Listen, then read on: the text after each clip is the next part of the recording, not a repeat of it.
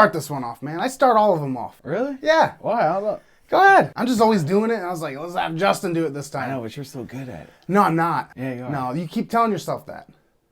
Okay.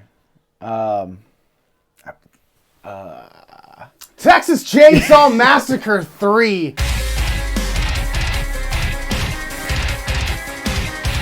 Leatherface. Leatherface. Which this is the first Leatherface. There's another Leatherface that came out a couple years ago that we will be reviewing too. Yeah, we're going to review all these Texas Chainsaw Massacre movies here in the next couple weeks. I do like this movie. Quite a bit. Leatherface, Texas Chainsaw Massacre 3, directed by Jeff Burr, who is a shitty director, by the way. He directed Pumpkinhead 2, like Puppet Master 3, 4, 5. I mean... Yeah, you disregarded everything I just said. What? I said that I really, really enjoyed this movie. It has nothing to do with me enjoying the movie or not. I enjoy this movie as well, Ricky. I like it better than the second one. But this is considered like the most forgettable out of the entire franchise. And I get it. It pisses me off. Because I just watched it a couple days ago and I'm already forgetting most of the things that happen. But while I watch it, which is my second watch, I enjoy the shit. Like, I'm just entertained from start to finish. It's a short hour and 20-minute movie. Flies by. Dude, it's an easy fucking watch. And it's a simple plot. It's simple plot. It's like, okay, you take it back to the first Texas Chainsaw Massacre. No real plot, just things happening to people. Same exact thing going on in number 3.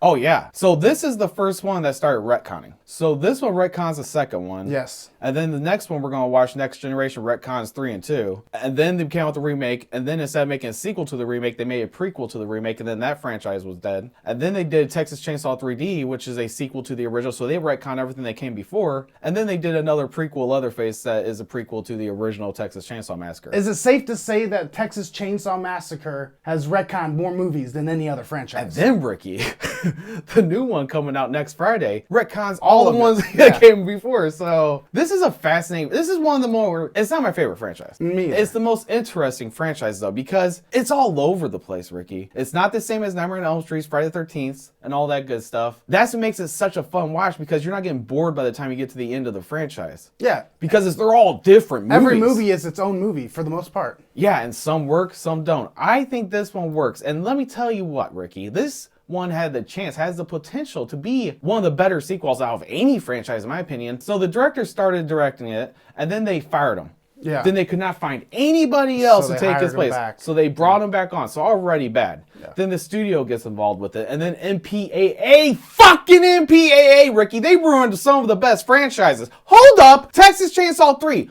Butchered it. So they took away all the gore, because apparently this movie was gore as shit. They could not get past this X rating. 11 times they sent footage in and they could not get it past. 11 times. This movie is kind of important because it got rid of the X rating, and that's when we got the NC-17 rating system. First movie. Now, Ricky, in the late 80s, we had Friday the 13th Part 7 and 8, which you go back and watch those movies, they shot a lot of gore, but the MPAA said, no, you can't do it. So they toned down all the gore and blood. Nightmare on Elm Street Part 5, Dream Child, another one, shot a shit ton of gore, did not finish it. And then Halloween 4 and 5 is another one where there's some cool death scenes, but there's no gore or blood. And they kept doing this until finally they fucking got off their fucking asses and like, okay, we need to let these guys go, do the blood and gore and stuff. They kept doing this time and time, because people say the 90s was the worst decade for horror until Scream came out and kind of fixed it. But it's because of the fucking MPAA and these fucking studios. I'm sick and tired of these studios thinking that they know what's better for the movie, because this guy looks like he had a good vision going through, but you could just see how chopped up and how they lost.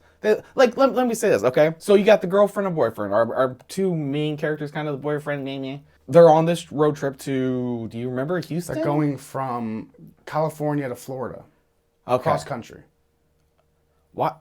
Oh, so they drive through Texas to get to Florida? Yeah. Does that make sense? Yeah, that's what happens. That makes sense. I'm not good at geography. If you're in the southern parts of California and you're going to Florida, you would absolutely drive through Texas. Okay, regardless. So So this guy gets murdered by Leatherface, right? This is a couple. She doesn't give a shit. So I'm assuming that there was a scene maybe where she does have like a... Let's be fair. Sad moment. Let's be fair. At the beginning of the movie, they set up that they're in a tough spot in the relationship. And I like that she brought that up. Having rocky roads, rocky issues. So maybe she didn't love him anymore. But I will say this. In her predicament, she stopped... And she's not going to do much anyways, to be honest with you. Leatherface... She just lets him fucking die. Well, no, she stops... She stops and turns around. She sees that he's dead because it shows... He wasn't dead yet, Ricky. Leatherface literally put the chainsaw into his chest, Going and then there. he put it into his chest. Watch the movie again, and then as soon as that happened, she got the fuck out of there, which is the smartest thing to do. There's a lot of things going on in this movie where the characters are making very smart decisions, which you don't see a lot in these 80s horror films, which I consider Texas Chainsaw Massacre 3 an 80s horror film, even though it was released like January 12th in 1990. It was an 80s horror film. Through and through. Yeah, 1990. No, I agree with you. It has. You were just making a face, though. What was up with that face you were just making? Because it's okay. Yeah, I guess this one they make smarter decisions, but are they believable smart decisions? Yes. I have a hard time believing that. How long was? Do they say how long this couple was together? No, irrelevant. I'm assuming that they were together for a while, though. That's Well, just you what I'm assume assuming. what you want. They could have just met each other like a year ago, and he was like, because he's a little cocky little bitch. No, Oh, he's the worst not character in the movie. He's not By likable. far. He's not No, likable no. at all. Terrible actor. Okay, It's like regardless of that. it's like, hey, I love you, Ricky. Kind of. I think that we could. I think we need to work on things. Okay. And things need to. And we need to. And we need to. And we need to. I was making a fucking point, and now you're doing that. You know, and I don't remember the point now, so I'm kind of like, ah. Okay, I remember it. They may have only knew each other for like a year, and the whole time he's being his little bitch self, and she's like, fuck this guy. I gotta drive across the country to get away from this guy, but then he comes with her. Yeah, maybe. I don't know. But I still have a hard time. Because it seems like she has some feelings for him. It seems No, like. she didn't really have any. Why the fuck would she go across country with him, Ricky? She had no feelings whatsoever for the Okay, guy. well- I feel like she's a little bit sympathetic towards him. Well, he's saying in the beginning of the movie he wants to work on the relationship, and then she's like, I just need time and space. And then they get to the gas station, and Tex starts flirting with her, and then she says, that's just my friend. Yeah, she was pretty cold to him the whole movie. Yeah, when he was getting hung up in the house and shit, she's like, oh, no, that sucks to see. And there are a few parts. But hey, man, fucking Leatherface Junior chainsawed his fucking chest in half, and then she ran. That's very smart. That's the time to get the fuck out of there. I just feel like they should have let some time breathe and just let her, like, oh, no. I mean, we might have been over with. Because she was wanting Vigo, Vichiho, Mortensen's dick. Tex. Tex. Yeah. Who when he first showed up, I didn't know anything about this movie. When he first showed up, I thought, oh, he's going to be the hero of the story. Damn, he's a fucking psychopath, Ricky. He's a psychopath. He's the hitchhiker. He's the chop top of this movie. I would say maybe Alfonso would be the chop top of this movie.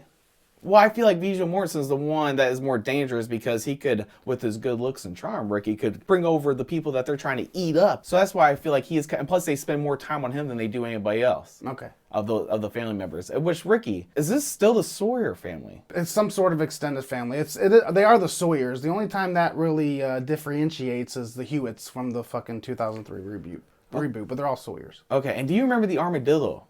Yeah. Like, okay, so they're driving down this back road, right? Or this road, whatever. Going speed limit, I'm assuming. It looked like they weren't speeding or anything. Get to the fucking point. Okay, well, and then, like, they see armadillo on the road, and they act like there's a fucking bear or a human being right there. Like, oh, shit, watch out! Yeah. And they, like, like go out all their way to, like, do this all crazy thing, and they hit a fucking armadillo, which happens all the time in Texas, from what I hear. Well, there's roadkill all over Texas. Yeah. So why, you know what I'm saying? Like, that's the goofy part. This movie's bad, but it's entertainingly fun bad. You're gonna have a good time watching it. It's a fun watch. Yeah, exactly. And I'll tell you why it's a fun watch, Ricky. Why I like this movie more than the second one. It's gonna be my top 3 by the day. Who? Kenneth Four? No, Ken Foray. That's not Foray. Foree. Try again. Well, you say it. Ken Four. Foree. 2 silent E's. Ken Four. Okay, sure, whatever. I'm not 100% Regardless. sure.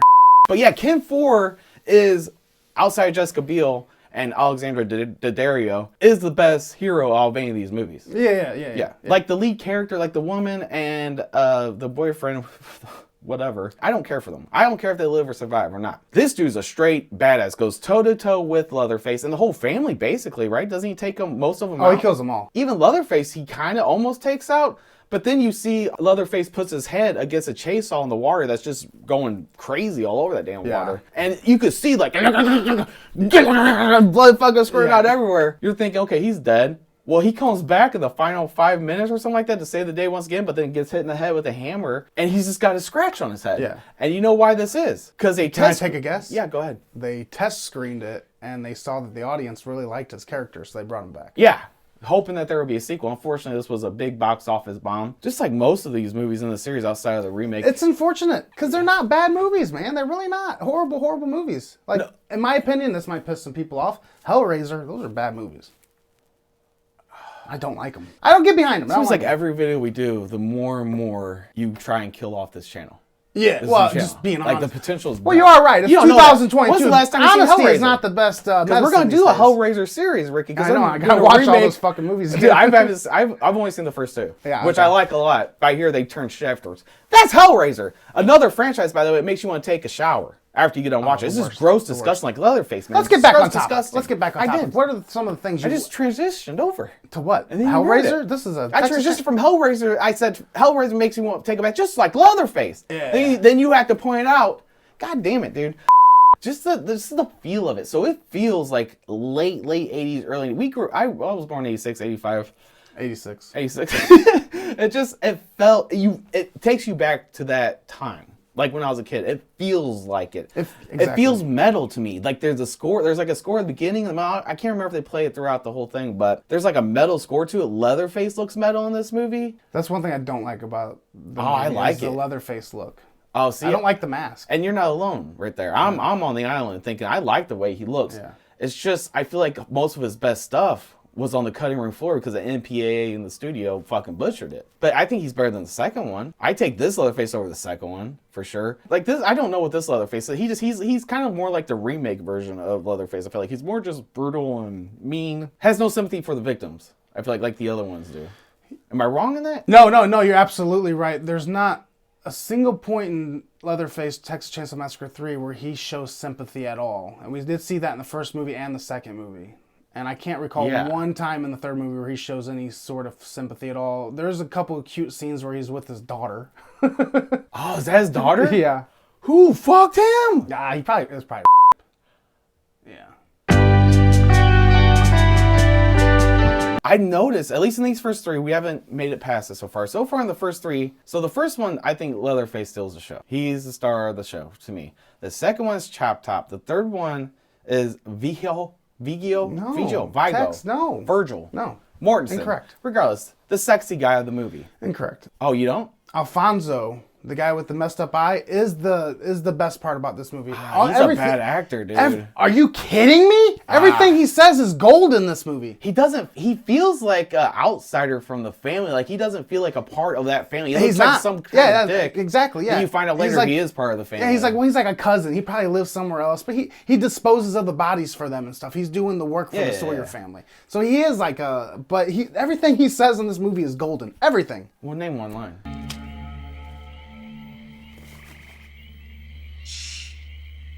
This makes a very loud bang and an awfully big hole.